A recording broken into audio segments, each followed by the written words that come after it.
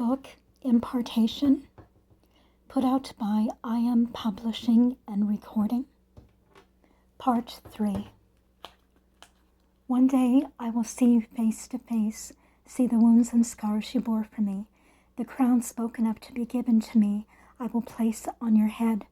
For the strength that it took for you to come down from where you were, from heaven to this earth, to show to me what it means to love, to give of oneself, to the point of death, for all the lives that you have touched, as you bent down to do for others what they needed, desired, wanted, without partiality, for the endurance that it took to go all the way from me, to save me, buy me back to God our Father, through your life parceled out for me, for the stripes you bore upon your back, during the whipping and scourging, for being spit upon, hit, slapped, by those who wished for you to die.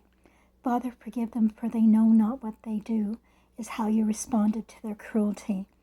For being an open display of the Father's love for me, it was the words you spoke, the works you did, all you sacrificed.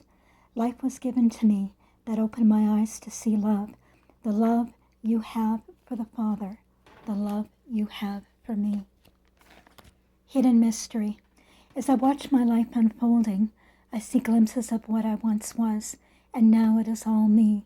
In the darkness I find myself, and you are there. I cannot see you with my eyes, but I feel you. You unroll before me the canvas of my life, and I am surprised that your love encompasses everything. You are everything. You are the essence of time. You are both space and embedded, impeding matter. You are love and you are life. You are breath and you are air. But more than these, you are the hidden mystery, yet to be found in me. His handiwork. God brought you into being. Isn't it something that you are here? There is only one like you amongst all creation. Out of billions of people that existed, or will ever exist, there is no one like you, or who has the same set of footprints or DNA as you. No one. It seems too amazing to be true, but it is. And you are here, perfect love played out by God, His handiwork. God has given you to be part of my life, and I'm so grateful to Him for this. Each and every day my wish for you is that love surrounds you round about and leaves its fragrance on your life, changing it into something absolutely beautiful. How far love went. He cannot be measured by time or understood by theoretical premise. His love ever reaches out to us to show us that we are of worth to our Creator. He delivered us by a body prepared, the body of His only begotten Son, the display of His infinite love for us. The suffering that His Son endured was excruciating, yet by the will and obedience of Him, we are redeemed.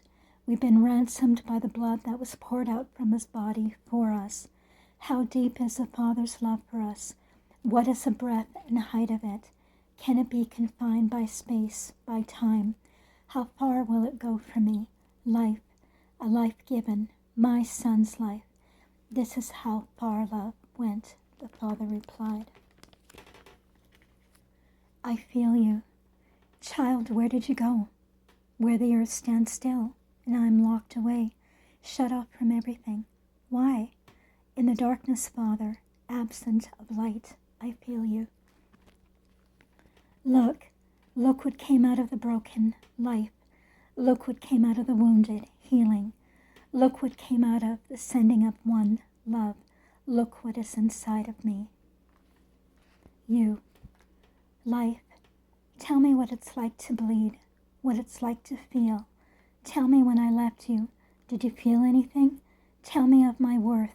Tell me what you would trade for my soul. My life, the Savior replied. I am in all places at all times. I am in heaven. I am also on the earth. I am beneath in shale. I am everywhere. I am spirit. I am life. I am breath. I am light. I am immortal. I am one with a beginning but no end. Lead me. Lord, lead me beside the still waters, to the place where it all began, to the place where you are, to the end of myself. I am dying, Lord. Soon I will be lowered down beneath the earth, where I'll lay till you awaken me, and I am changed. If grace is kind. I awoke with the sun beating on my face. I looked to see a letter by the place where you laid beside me. As I began to read the words that were in the letter, tears began to fall from my eyes. Lay, I've fallen from grace. I have slept with another man. I am filled with shame. I will not be returning to you. I have chosen a place where I am to end my life and rid this filth from inside of me, cleansing the sin away from me so as never to fall back into it. Goodbye, Lay. I will always love you. If grace is kind, maybe God in his infinite mercy will understand and receive me into his everlasting abiding light. Maybe, just maybe, I can be forgiven all of this. I wept aloud and began to pound the bed repeatedly. Why? Why? God, why? David, why did you do this to me? The sobs became louder and I felt like my insides would burst open. All of a sudden I felt numb. I began to feel faint. I went into shock. I then fell asleep. I was awakened to a bright light enshrouding me.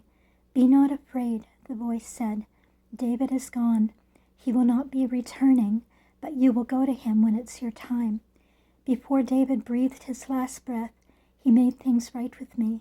I will receive him into the eternal when the time is right. He is finally at rest, at peace. You will come to know why he did what he did, but right now, you need to go to the river Pleiades, and you will find him there. By his body is something I need you to see. With my eyes open, I saw this towering being to the right of me, dressed in linen white. He had his hand outstretched to me. Come, the figure said. I followed him down the path, down the road from where we lived, and he said, Look, do you see it? Hovering over David's body was a crescent of white light resting over his form. As the light began to clear, I saw 2 hands opened as if it were cusping something in them. I noticed wounds in his wrist. My vision became blurred. The closer I approached to where David's body lay, the more blinded I became. The light was so intense, I had lost all sense of sight.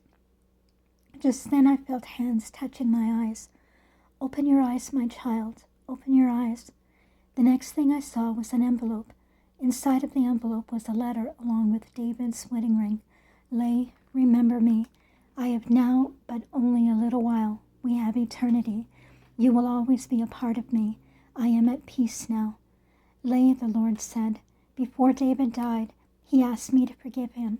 I have forgiven him. I will be with you through the pain. I want you to understand that it is not your fault that this happened. David was drugged.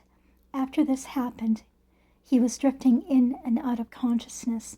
He saw a man hovering over him. He raped him. He felt it was his fault, thought there was something he could have done, but there wasn't anything. It was his dad. David was abused by him as a child. The abuse carried on into his adult life. When he met you, it stopped. Last night, his dad told him he wanted to see him. He should not have gone to the hotel room to see him. His dad drugged him and raped him. Part 4 to follow in another video.